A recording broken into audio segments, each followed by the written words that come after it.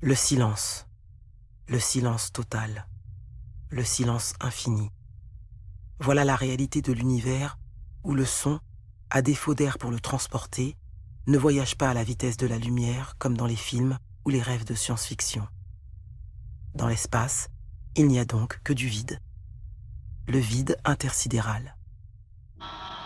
Mais depuis toujours, la musique est là pour combler ce vide. Des musiciens en provenance de toutes les galaxies musicales ont inventé des sons, composé des partitions et écrit des chansons pour offrir une bande-son fantasmée à ce cosmos désespérément silencieux.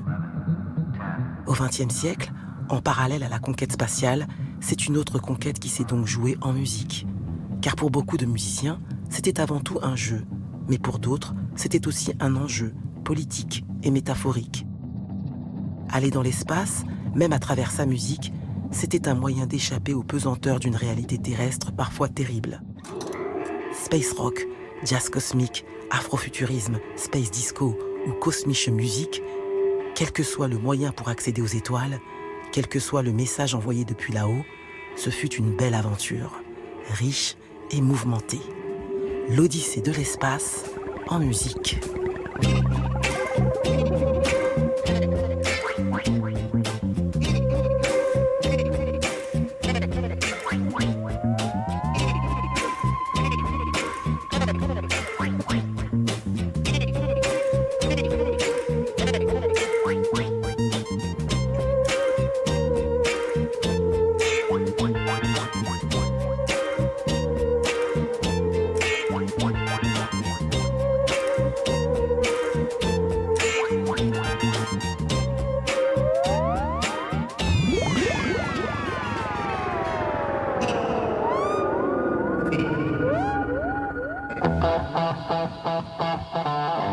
Toute musique est cosmique. La musique, elle est faite pour te faire décoller. On ne sait pas ce que c'est la musique du cosmos. L'espace influence les musiciens, mais l'espace est le seul endroit où on ne peut pas faire de musique. Il y a les notes et il y a l'espace entre l'espace. Le rêve de la musique électronique, c'est le rêve de l'espace. C'est pas on a marché sur la Lune, mais on va vers la Lune. Et c'est ce qui est important, c'est ça. On n'a même pas envie de savoir s'ils y sont arrivés, mais c'est juste ce voyage-là qui compte. L'espace, c'est l'autre, celui qu'on ne connaît pas. C'est toujours très utile en musique, pour dire quelque chose de spécial, pour s'exprimer soi-même. L'espace, c'est un peu le lieu idéal pour tout créer. On the moon, there's no sound that can be heard.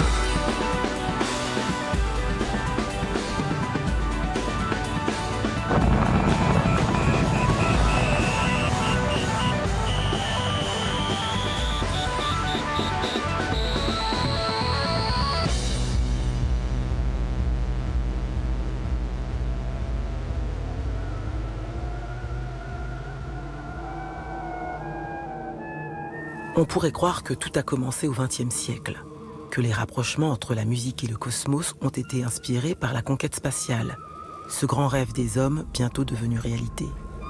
Pourtant, bien avant que l'on ne songe à se propulser dans l'espace, la musique était déjà au centre des théories comme des croyances. Pourquoi est-ce que l'espace est une source de fascination pour les musiciens? Je pense que ça remonte à extrêmement loin, en fait. Et même si on va chercher du côté des musiques chamaniques, des musiques soufis. Je pense par exemple aux fameuses danses des derviches tourneurs qui symbolisent les étoiles qui tournent autour du soleil, les planètes. Il y a quelque chose de divin, évidemment, là-dedans, de surnaturel. On sait très bien que l'artiste, évidemment, cherche à se dépasser, que la musique est sans doute l'un des vecteurs principaux de ce dépassement. Plus de 400 ans avant Jésus-Christ, 2369 ans avant Neil Armstrong, le mathématicien et astronome Pythagore avait déjà une idée sur la question. Déjà, chez les Pythagoriens, il y avait une musique des sphères, c'est-à-dire que chaque distance entre les planètes correspondait à un intervalle de notes. Alors l'univers très simple, l'univers géocentriste, avec la Terre au milieu, les planètes autour. Pour le physicien allemand Johannes Kepler, dans les années 1600, il sera même question d'un cœur céleste formé par les planètes. Chacune d'entre elles possédant une tessiture particulière, l'ensemble créant un accord parfait, lié à Dieu. l'harmonices mundi, l'harmonie du monde. Est-ce qu'il n'y a pas une sorte de recherche fantasmatique du son? Quel a été le son du Big Bang? Quelque chose comme ça. On ne sait pas, on ne saura jamais, mais je pense qu'il y a quelque chose de cet ordre, quelque chose de très mystique en fait.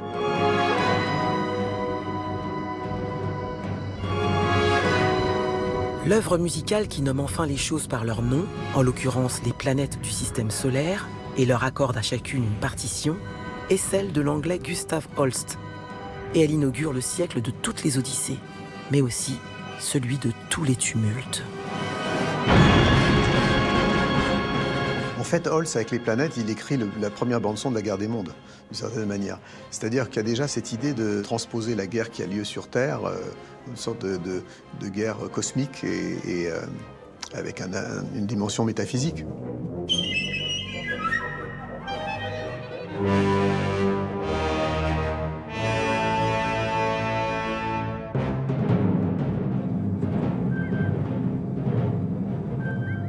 La conquête spatiale, tout au long du XXe siècle, sera un grand concours de mise en orbite auquel se livreront à distance les Russes et les Américains. Mais pour la musique, avant que l'on ne songe sérieusement à envoyer des hommes dans l'espace, c'est un Russe qui marque le premier point, en inventant la plus étonnante des machines à faire voyager l'imaginaire. Son nom, Lev Sergueïevitch Termen, l'ingénieur qui, dans les années 1920, met au point le térémine.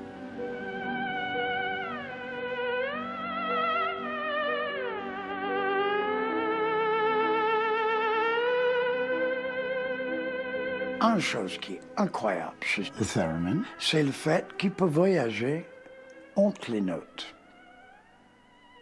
Alors, le glissando d'une façon ou d'une autre, mais à la fois le musicien, à la fois l'auditeur, dans un monde inconnu. Just a minute, ladies and gentlemen, I think something is happening.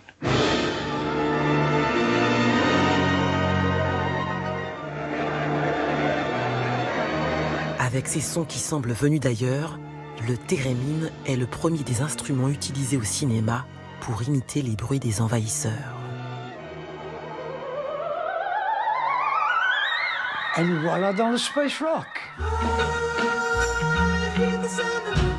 C'est aussi lui, ou l'un de ses dérivés, que l'on ressortira des vitrines lorsque la pop se sentira agitée de vibrations cosmiques, les mauvaises comme les bonnes.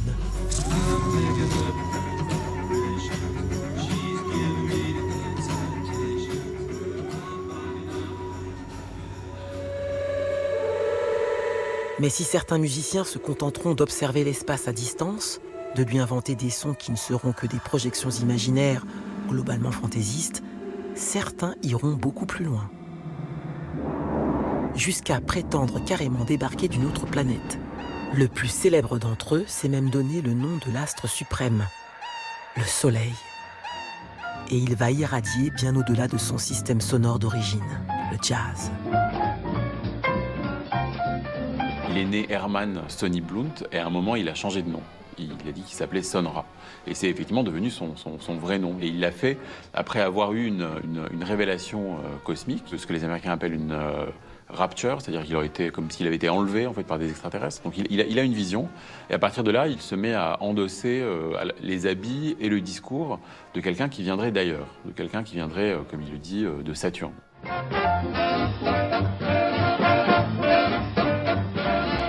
Alors Son Ra, c'est un des derniers, peut-être même le dernier, à mener un grand orchestre de la fin des années 50 jusqu'à sa mort au début des années 90. C'est quelqu'un qui a traversé beaucoup de genres dans le jazz. Du jazz plutôt classique à ses débuts, du jazz un peu plus libre, free.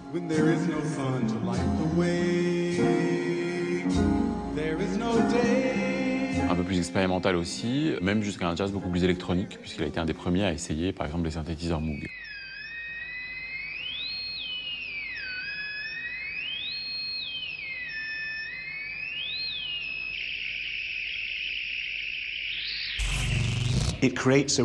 Cela crée un espace cosmique réel, un voyage réel, même si ça relève plutôt de l'image mentale.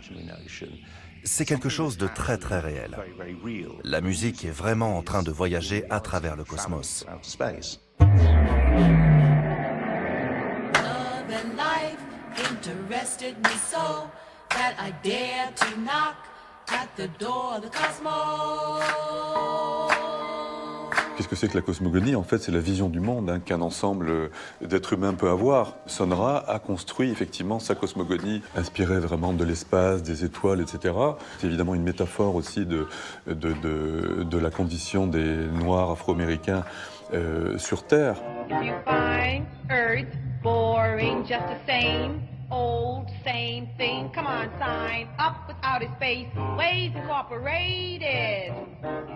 If you find Earth boring, just the same old, same thing, come on, sign up with outer space. Son Ra, né en Alabama, musicien noir de jazz, invente une réalité alternative pour dire qu'il vient d'ailleurs parce qu'il n'a pas les moyens de s'attaquer à ce qui se passe politiquement aux États-Unis dans les années 30, 40, 50. If you find Earth boring, just the same old, same thing, come on, sign up with outer space, Ways Incorporated. Donc le cosmos et l'ailleurs sont une manière de signifier que politiquement il peut exister et qu'il a des racines et que ces racines il est capable à la fois de les exposer, de dire voilà d'où je viens, je suis différent, je suis d'ailleurs et vous ne pouvez pas me comprendre et que vous me compreniez ou pas, voilà ce que je suis.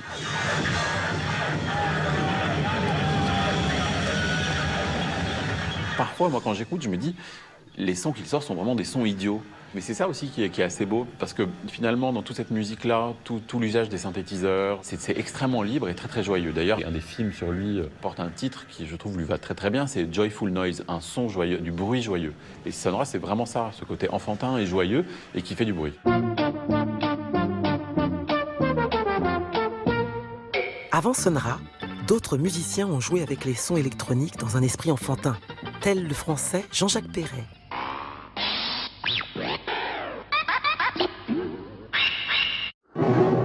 Ou aux États-Unis, des compositeurs fantasques tels Bruce Hack qui profitent de la mode pour tout ce qui est lié à l'espace et inventent une musique décorative, dépaysante, destinée aux chénifis des foyers de l'Amérique moderne à l'heure du cocktail. Comme le contexte, c'était « Ok, tu fais de la musique pour la stéréo, il faut que tu la fasses avec beaucoup d'aigus et de graves, ou en poussant toutes les limites. » Alors ils se sont mis à créer quelque chose de totalement inouï, sans même l'avoir vraiment cherché.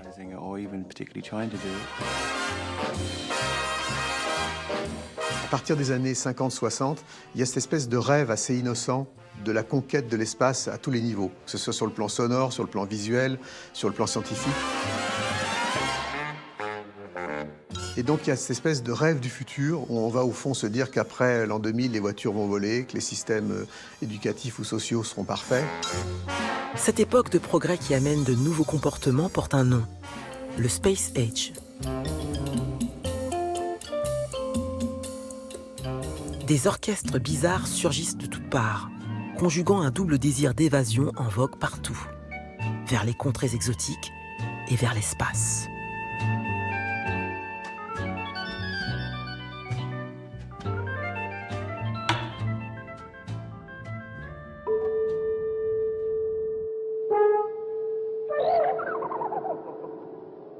Des laboratoires sonores naissent en parallèle en France ou en Angleterre dans les années 50 pour expérimenter avec les nouvelles machines qui entraînent vers une nouvelle musique et donc vers le futur. Le groupe de recherche musicale de Pierre Schaeffer et Pierre Henry se consacrera essentiellement au son terrestre, donnant naissance à la musique concrète. C'est plutôt l'idée de revenir à des bases, donc par définition au plancher. Schaeffer était aussi quelqu'un qui a beaucoup réfléchi sur la radio et en fait sur le message, sur le fait que des millions et maintenant des milliards de messages passent au-dessus de nos têtes au moment où on se parle. Donc ça aussi c'est une autre manière d'investir et de réfléchir sur l'espace.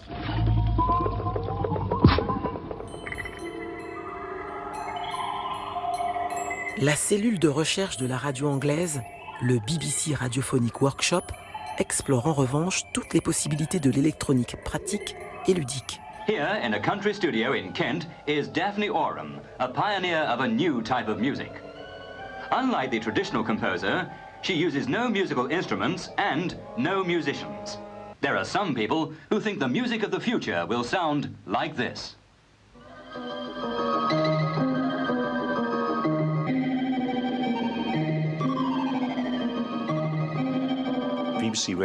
Daphne Oram et Delia Derbyshire ont travaillé un moment au BBC Radiophonic Workshop. These particular pictures we can record on this machine here, and then all we have to do is cut the notes to the right length. Je suis persuadé qu'elles ont vécu dans un environnement de travail très sexiste. Je pense qu'à la direction de la BBC, on devait se dire qu'elles ne faisaient que créer des effets sonores, juste couper et coller des choses. Un travail de femme, quelque chose comme ça. Mais je crois que c'est intéressant qu'il y ait autant de femmes impliquées dans le monde de la musique électronique.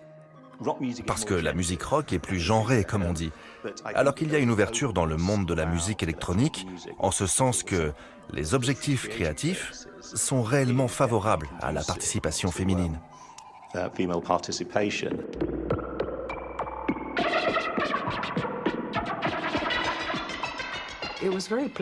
C'était très ludique, comme s'il s'agissait d'un nouveau terrain de jeu, un nouvel espace dans et avec lequel on doit s'amuser. Ça n'avait rien de très sérieux. On a commencé à utiliser ce genre de musique dans des films ou pour des programmes télévisés pour enfants ou de science.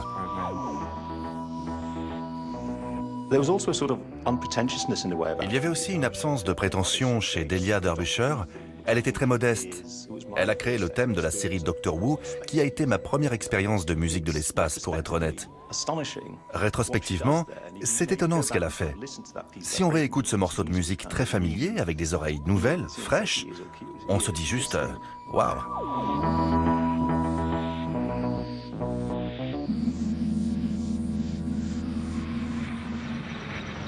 Ancien opérateur radar de la Royal Air Force, l'Anglais Joe Meek s'est lancé dans la production musicale.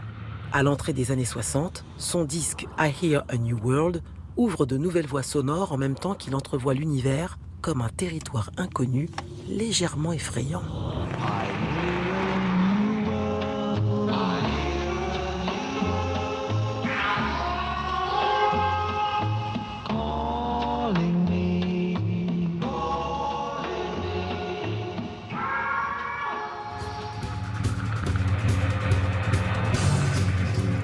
Avec Telstar, le titre qu'il produit pour le groupe The Tornadoes, Joe Meek profite en revanche de cette curiosité mondiale pour les satellites lancés vers l'aventure.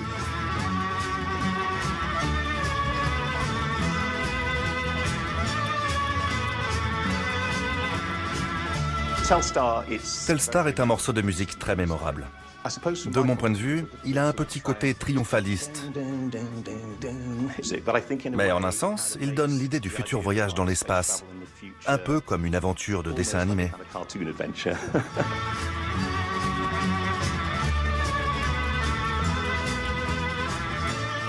Une des grandes attractions pour beaucoup de personnes de la génération des baby-boomers, c'était pendant l'été, en juillet, en août, de voir si on n'apercevait pas un Spoutnik qui tournait. Et c'est vrai que la musique à l'époque s'est saisie de ça. C'est quand même pas un hasard si le groupe de Bill Haley s'appelait Bill Haley on the Comets. Hein, c'était quelque chose, voilà. Et puis toutes les histoires après de Telstar, des Spoutnik, effectivement, de tous ces groupes qui ont quelque chose de très kitsch, mais quelque part de très touchant aussi.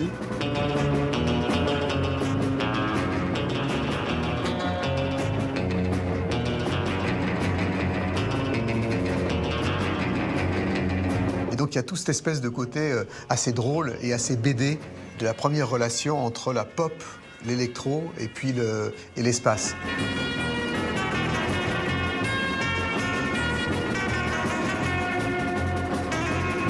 La chose qu'on attendait, nous, c'était l'arrivée du XXIe siècle. Donc chaque chose qui annonçait le XXIe siècle était reçue...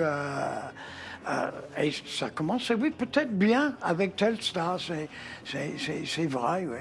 Et Kubrick de Milan derrière, ça y est, wow.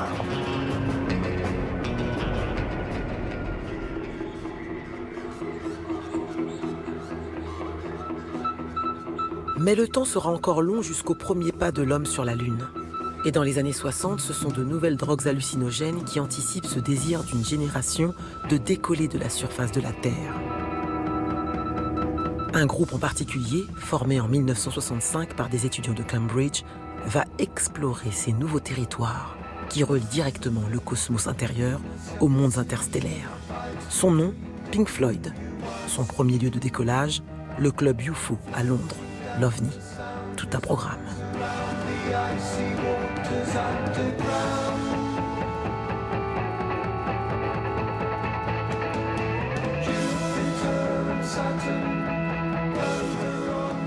On a beaucoup lié le trip intérieur avec le cosmos, évidemment.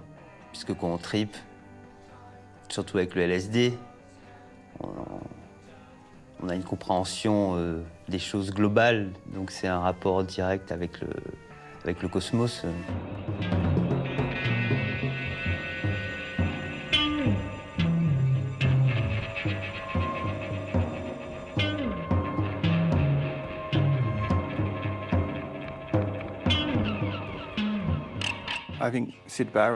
Je pense que Syd Barrett fut très intéressé par l'espace. Et le début de Astronomie dominée, c'est un peu comme un code en morse.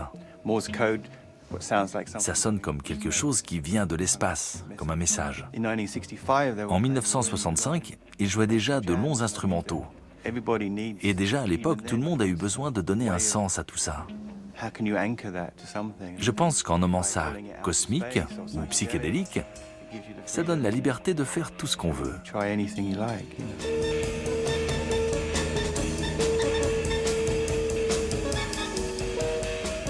Même dans la musique franchement psychédélique, le drogue n'est pas une influence.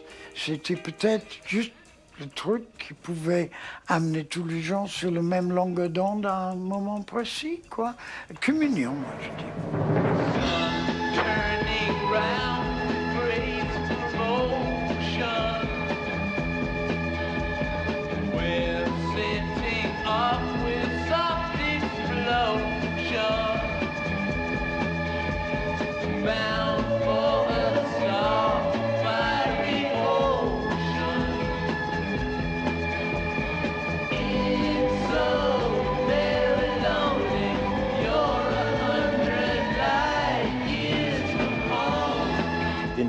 Dans les années 60, il y avait tellement d'innovations en tout genre, le monde entier semblait se transformer.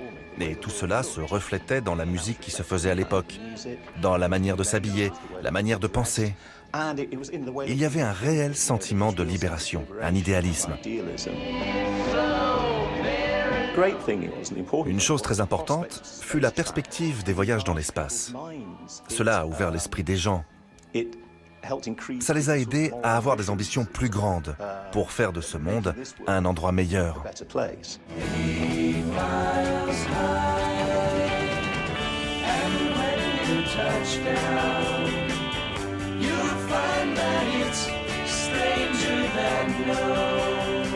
Avec ses distorsions, ses chambres d'écho, ses sons en réverbération et ses voix flottant en stéréo, le rock psychédélique est résolument cosmique. Les textes aussi s'égarent souvent dans une poésie hallucinée qui donne à penser que certains chanteurs ont été foudroyés par des puissances venues d'ailleurs.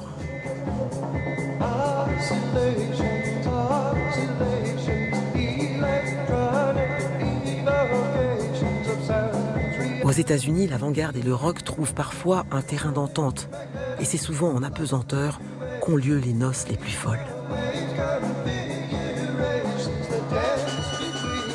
Le duo new-yorkais Silver Apples est d'ailleurs invité à Central Park pour célébrer la mission Apollo 11.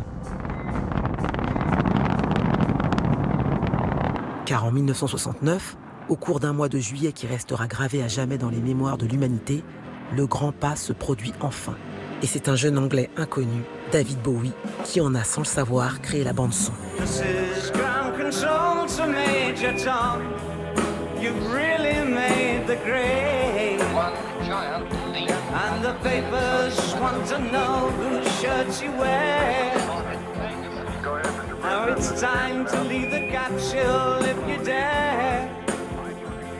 Le même Bowie, quelques années plus tard, trouvera la Lune finalement trop banale et inventera carrément le rock venu de Mars.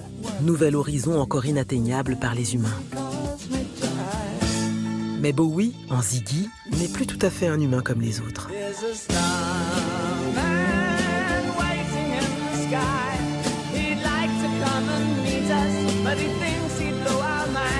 pense que simplement un alien, quoi. David Bowie, c'est quelqu'un qui est... On ne sait pas d'où il vient, on ne sait pas où il va, il est mi-humain. Et c'est cette étrangeté, ce côté extra-humain, alien, qui est fascinant.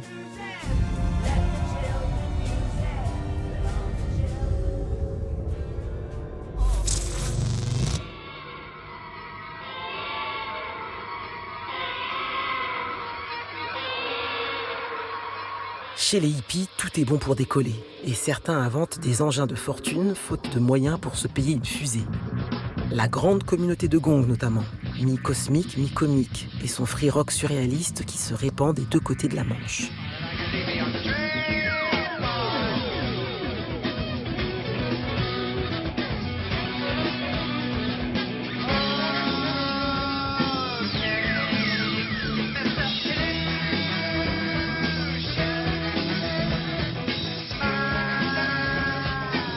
David Allen, avec Gong, a voulu, lui, créer une cosmogonie beaucoup plus malicieuse, avec ses théières volantes, avec ses Angel's Egg et toutes ces choses qui étaient effectivement très puissantes à l'époque, très nouvelles aussi, et qui n'ont pas tellement vieilli quand on écoute ces musiques aujourd'hui.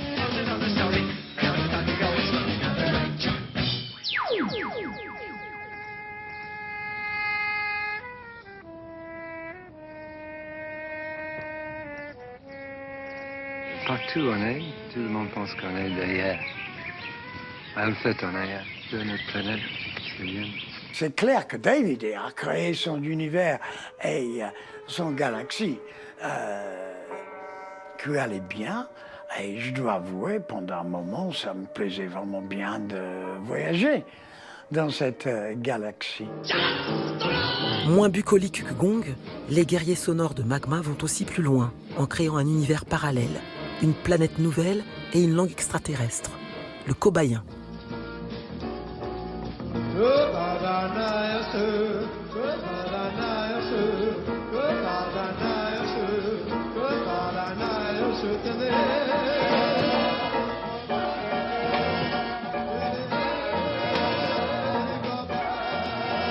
Les premiers 2 heures de musique qu'on a créées, en 10 racontaient une histoire. L'histoire d'un groupe de terriens qui part sur une nouvelle planète qui s'appelle Kobaya. Alors, il s'est trouvé justement une nouvelle planète, une nouvelle langue, etc. On a commencé à chanter en onomatopée parce qu'on cherchait cette langue. Et puis, elle est devenue tellement ferme parce qu'elle correspondait tellement à ce qu'on voulait. On l'a travaillée et puis voilà. Qu'est-ce que c'est que la Tzeul, hein, cet univers que Magma a inventé? C'est en fait l'univers. Hein. Ce sont tous les sons de l'univers qui vont se retrouver dans la musique du groupe, avec en plus un petit clin d'œil amusant, c'est que la chanteuse du groupe s'appelle Stella en plus, donc c'est un peu cocasse.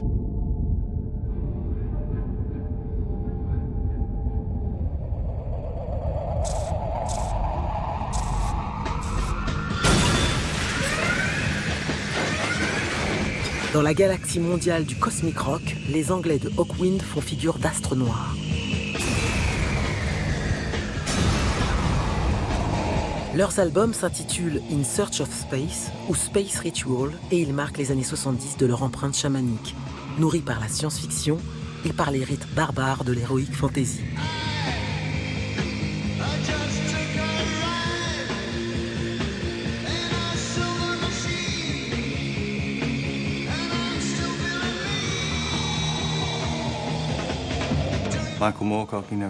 Michael Moorcock écrit la plupart des paroles et à cette époque il écrivait de la science-fiction.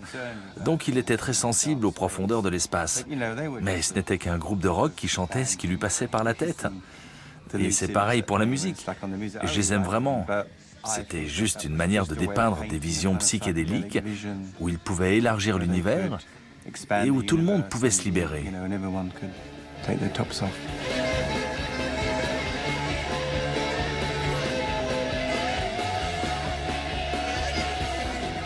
Je crois que Hawkwind est un vrai carrefour. Il saisit quelque chose de l'époque, c'est-à-dire de ce qui s'est passé un peu avant, ce côté justement un peu hippie, un peu plus hippie sans doute que cosmique, mais qu'il prend ça, qu'il l'allonge et qu'il commence aussi à avoir un son un peu plus rugueux et un peu plus dur. Et en plus, Hawkwind est anglais. Il y a peu d'exemples, à mon sens, anglais de ça. C'est comme si c'était une version un peu plus dure de ce qui se passait en Allemagne, comme un reflet un peu plus métallique. Magic.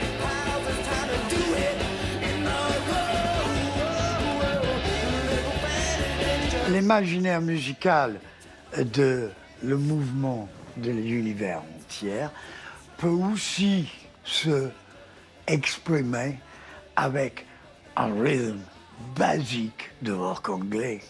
Et voilà ce qu'est Hawkwind.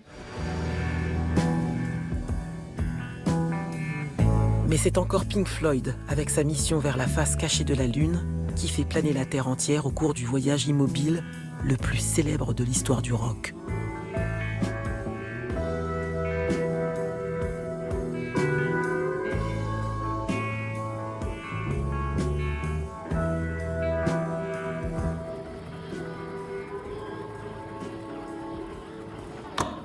En Allemagne, si on plane également, la raison de ce désir urgent d'évasion n'a pas la même origine. En Allemagne de l'Ouest, à cette époque, que ce soit à Hambourg, Munich, Düsseldorf ou Cologne, les jeunes musiciens étaient tous un peu dans le même état d'esprit. C'était en réaction à la Seconde Guerre mondiale. Et cette génération, arrivée à l'âge adulte, disait « Nous devons créer une musique qui prend ses racines en Allemagne de l'Ouest ». Et cela impliquait des formes et des alternatives au rock anglo-américain conditionné par le blues. La table rase, je pense, qu'invoquent ces musiciens, c'est plutôt de l'ordre de quelque chose qui est très gênant, effectivement, et qui n'a jamais d'ailleurs été abordé de front. C'est qu'est-ce qu'ont fait les parents, de quel côté étaient les parents de ces musiciens, de quel côté était leur famille, dans quel univers nazi ou anti-nazi ils sont nés. Il y a cette volonté d'aller chercher l'ailleurs parce qu'on a des comptes à régler avec ce qu'il y avait avant. Les formats qui dominaient avant étaient des formats plutôt courts, et là, la longueur domine.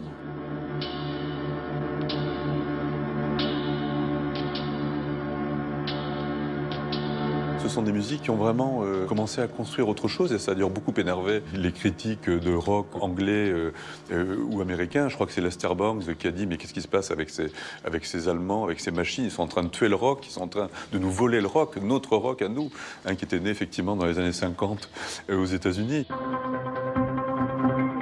La Kosmische Musik, cette version germanique du rock cosmique, est née à Berlin, au cœur de cette ville qui symbolise la séparation des deux mondes, l'Est et l'Ouest.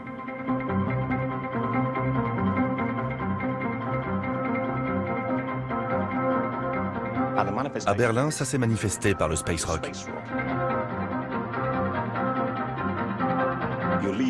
On laisse le blues derrière soi, sur la Terre, et on voyage avec son instrument à travers l'espace, en créant une nouvelle musique sans contour, flottante, gazeuse, pleine de couleurs.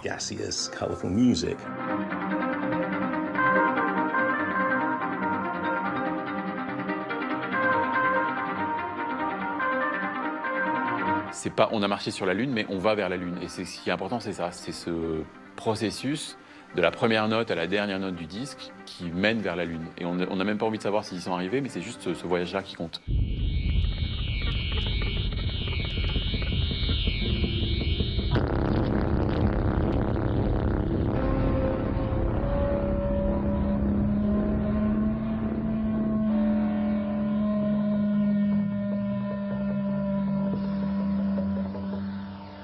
Le rock allemand est le plus novateur de la décennie 70.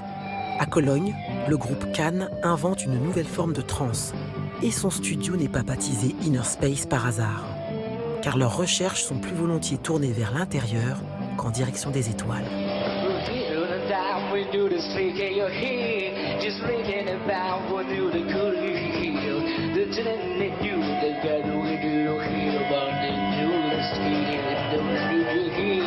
Qu'est-ce qui se cache derrière cette musique-là aussi?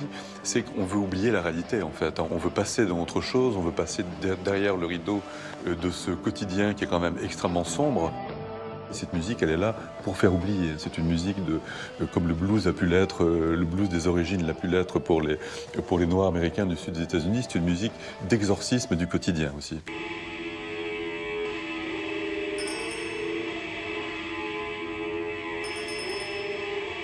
C'est encore en repli fétal que le cosmic rock poursuivra ses odyssées mentales bien au-delà des années 70, notamment chez les Anglais.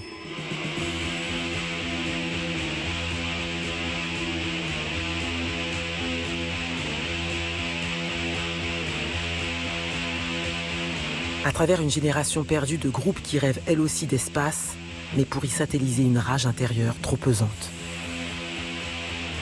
Il y a, au milieu des années 80, des groupes qui reprennent un peu ces motifs psychédéliques, mais il y en a notamment un, Spaceman 3, et ensuite qui devient ensuite Spiritualized. Eux, ils sont dans un usage de la musique qui est totalement apolitique. On est beaucoup sur de l'intime, sur de la blessure, et c'est comme si la musique permettait au groupe d'aller ailleurs.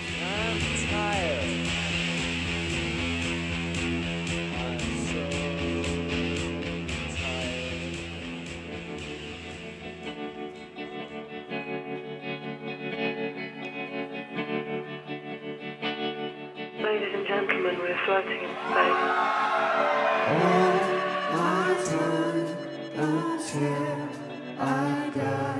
Et ensuite Spiritualized a affiné la formule et jusqu'à l'album, le troisième album du groupe qui s'appelait Ladies and Gentlemen, We Are Floating in Space, et où là carrément la biographie du chanteur, qui à ce moment-là subit une rupture, infuse le disque et il utilise le cosmique pour finalement essayer de cautériser son état.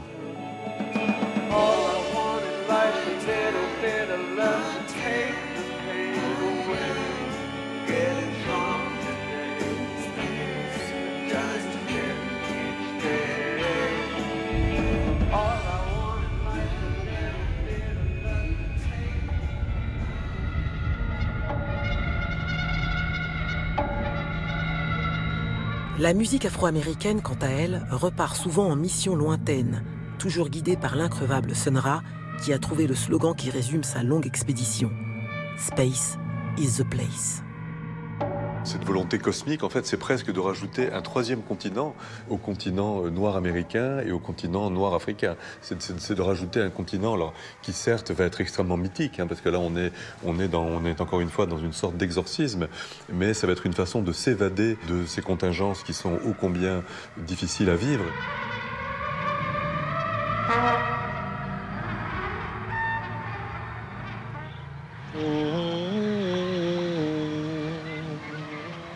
The music is different here. The vibrations are different.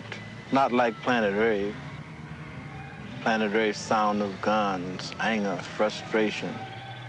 There was no one to talk to up on Planet Rave to understand. We set up a colony for black people here.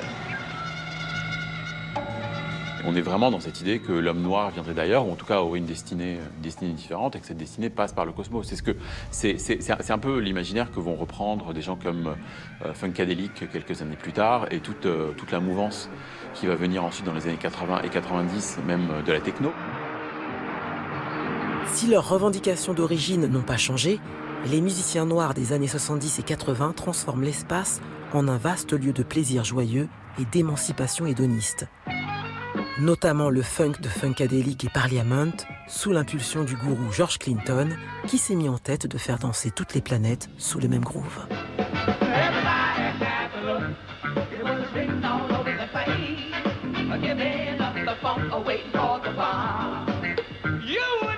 Bien plus tard, lorsque les Noirs de tous les continents créeront une sorte de diaspora cosmique, celle-ci finira par porter un nom, l'afrofuturisme, et s'élargira à tous les champs d'expression, imposant une pop culture alternative à celle dominée par les Blancs depuis un demi-siècle.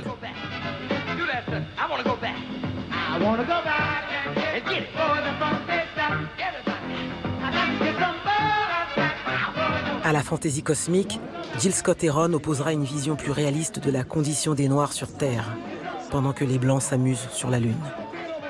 With all that money I made last year for Whitey on the moon, how come I ain't got no money here? Whitey's on the moon. You know, I just about had my fill of Whitey on the moon. I think I'll send these doctor bills, air mail special, to Whitey on the moon.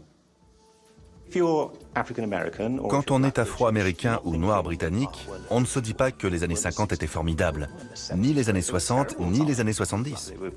C'était des époques terribles. Discrimination, oppression, lutte pour les droits civiques, et le présent n'est pas reluisant si on est une personne noire. Mais dans le futur, peut-être qu'il y a un espoir, et pour moi, c'est la raison pour laquelle on trouve autant de noirs à l'avant-garde de l'électronique. parce qu'ils ont un véritable enjeu à s'investir dans l'avenir, pour la possibilité d'un autre avenir.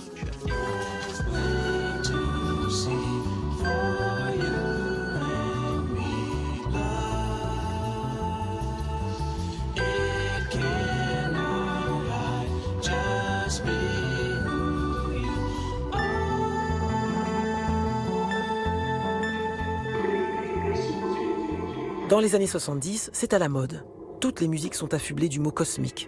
La country est cosmique, le jazz est cosmique, et même le reggae, qui à travers le dub a élargi tant d'horizons sonores qu'il mérite en effet l'appellation.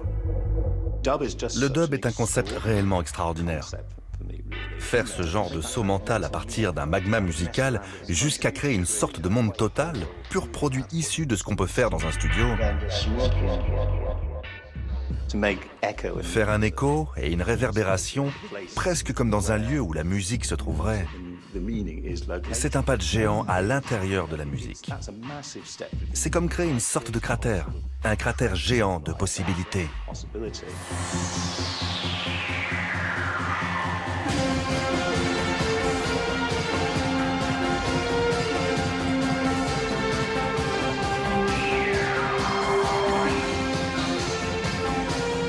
En France, Jean-Michel Jarre incarne à lui seul le futur et sa réputation est internationale. Ses symphonies synthétiques empreintes de sens et d'humanité font le tour de la planète. Il est même commissionné dans les années 80 par la NASA pour écrire un morceau qui sera joué en apesanteur.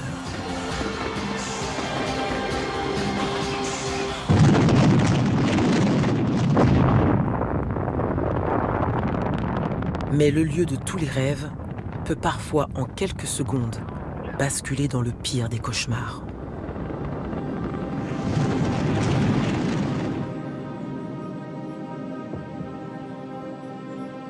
Ce morceau que j'ai fait, qui devait être joué par Ron McNair, qui était un saxophoniste et qui devait jouer ça au sax dans l'espace. Et en fait, au départ, quand on a commencé à travailler ensemble, il me disait une chose à laquelle je n'avais pas pensé, c'est que dans l'espace, on n'entend rien. On n'entend que les sons de son propre corps. Donc on entend son battement de cœur, c'est la première chose qu'on entend. Donc j'ai eu l'idée d'enregistrer son battement de cœur pour la rythmique du morceau. Évidemment, après Tragic Challenger, ça a pris un tout autre sens et un tout autre, une toute autre signification.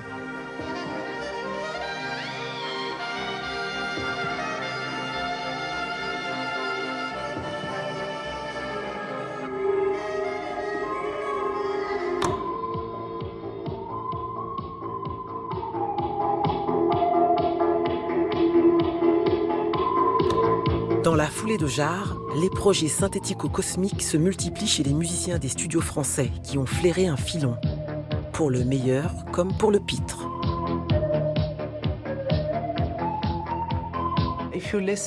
Si on réécoute cette musique aujourd'hui, elle a mal supporté l'épreuve du temps, malheureusement. C'est très daté, très gadget.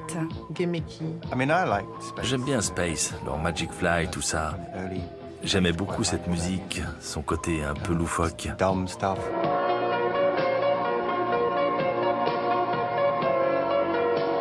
y en a eu plein des trucs comme ça.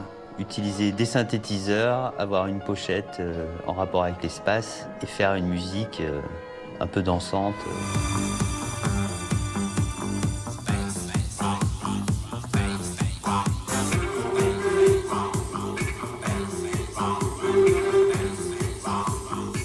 Le space disco, je ne sais pas pourquoi c'est devenu si français. Peut-être parce qu'on avait un peu de retard par rapport aux États-Unis, par rapport à la technique américaine de jeu. Et du coup, il a fallu qu'on développe d'autres compétences qui étaient peut-être plus délirantes. Et les sons ont été plus moteurs à ce moment-là et nous ont dicté une façon de faire la musique peut-être plus fun, plus légère.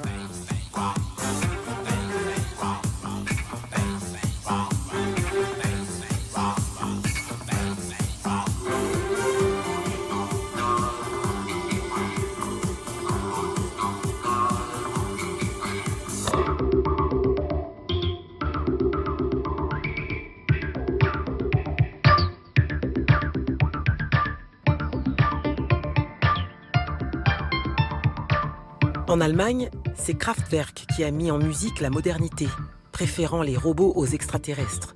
le pragmatisme du quotidien à la fantaisie des mondes lointains.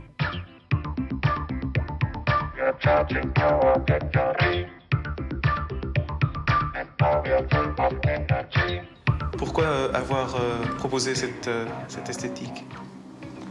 Pour nous, c'est une réalité quotidienne. Notre existence étant robotique, robotisée, rabotnik russe, ça veut dire travailleur.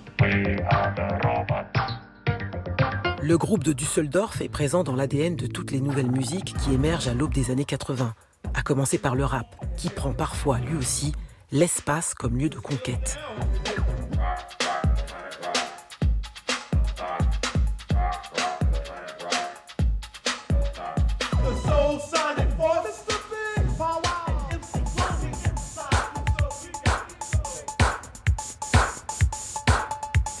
La techno et l'ensemble de la planisphère des musiques électroniques expérimentent de nouvelles pistes qui sont un peu la synthèse d'un siècle de recherche et d'expansion vers de nouveaux territoires.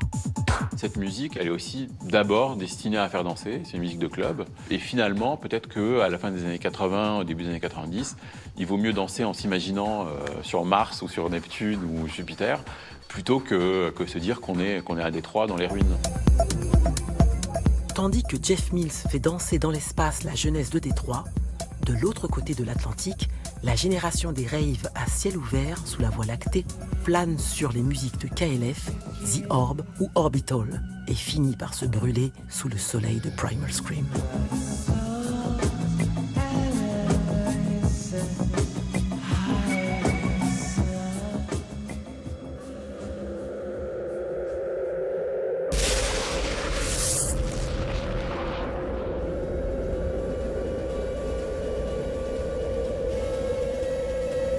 Mais lorsqu'on arrive aux portes de l'an 2000, cette frontière de tous les fantasmes futuristes n'a pas tout à fait tenu ses promesses. La musique pop, comme d'autres formes d'expression nées avec le nouveau monde de l'après-guerre, préfère rembobiner son histoire plutôt que d'avoir à affronter un futur forcément décevant.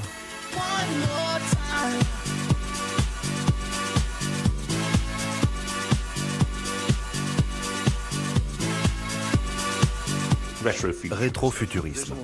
C'est la nostalgie du temps où l'avenir de la musique électronique, comme l'avenir des voyages dans l'espace, semblait sans limite. Une envie de revenir à cette sensation.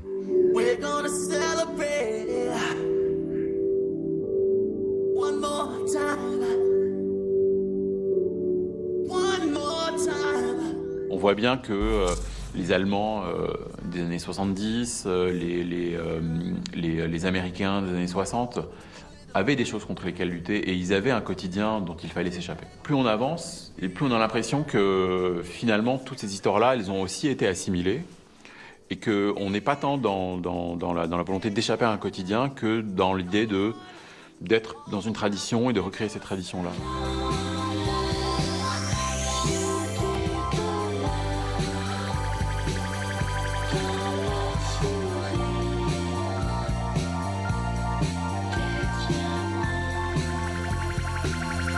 Le duo français R remonte carrément le temps jusqu'au début du XXe siècle en composant une bande-son pour le premier film de science-fiction jamais réalisé, Le Voyage dans la Lune de Georges Méliès.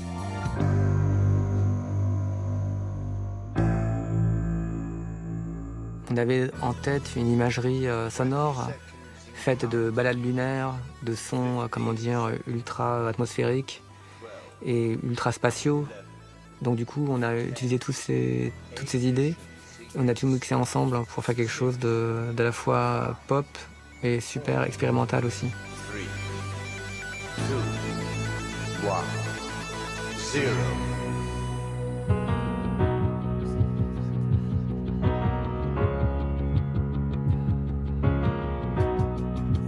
Il y a eu quand même une très grosse vague rétrofuturiste qui, à mon avis, vient du fait qu'on a perdu de vue le futur, sans doute à cause d'Internet, à cause du fait que d'un seul coup, il y avait l'espace qui est l'espace du web, qui a d'une certaine manière, dans la science-fiction, remplacé l'espace tout court.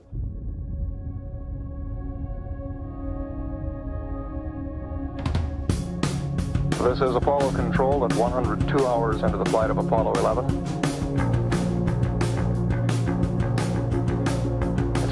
quite quiet here at Mission Control. Les nouvelles conquêtes spatiales ne sont plus un rêve collectif, mais celui de quelques milliardaires qui songent à aller sur Mars en navette privée. Mais tant que les étoiles seront encore visibles à travers les nuages de pollution, tant que des musiciens penseront que le ciel, ou l'idée qu'on s'en fait, vaut encore la peine d'être explorée, alors il y aura toujours des musiques cosmiques. Parfois elles n'ont l'air de rien. Elles n'ont pas besoin de machines qui ressemblent à des navettes spatiales. Elles ne sont ni futuristes, ni rétro. Elles troublent à peine ce grand silence, là-haut, qui nous regarde jouer. Vivement aujourd'hui. Hypnotize me, humanize me, energize me, synthesize me, hypnotize me, humanize me, energize me. Toute musique est cosmique. Images under shades light which dance through me like a million smiles. This idea invite across the